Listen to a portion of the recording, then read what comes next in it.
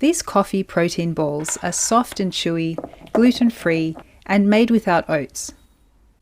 Start by making a coffee concentrate by dissolving instant coffee in hot water. Then add the cashew butter, maple syrup, vanilla extract, the coffee concentrate, and a pinch of salt to a bowl and mix to combine.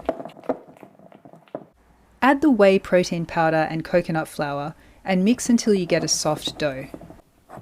If it feels too sticky, just add a little more coconut flour.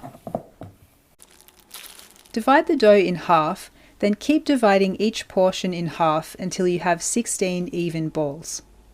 Roll the balls in chopped almonds, pressing the nuts into the ball to help them stick, or you can leave them uncoated. And that's it. Chewy coffee protein balls. Thanks for watching and enjoy.